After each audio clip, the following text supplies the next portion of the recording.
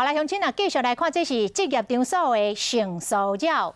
人力银行针对着7266个劳动者来做调查，共有51.2%的民众伫职业场所拄过性骚扰，其中女性的比例高达71.9%，但是也是有24.4%的劳工为着要保住饭碗，所以点点来忍受。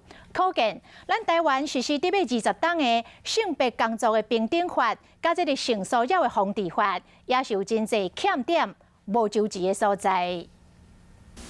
这个伫拍照无的查甫人，长头白日伫乌白发传单，原来是由金矿业的主管，互人压了讲，甲公司4个女性的员工有无正常的男女关系。内部甚至听讲，这4个员工是可能为着要升官。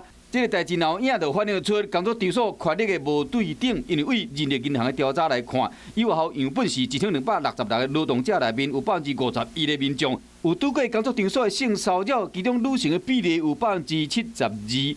性骚扰来源有超过一半是头家甲主管，抑过互人较艰苦的是，有20%的劳工为了头路唔敢讲。他就是有意无意的摸一下，或者是就是语言上就说啊好香哦，怎么样？你擦了怎么样香水？就是你也不能说什么，你也不能说啊他性骚扰，他可能没有这个意思。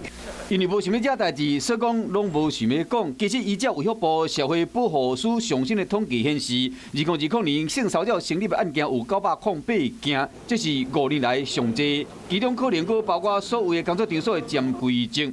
伫5月7日劳动节进前，劳工徛出来替家己发声，希望政府会使制定更较完善的法案，和劳工更较正常舒适的工作环境。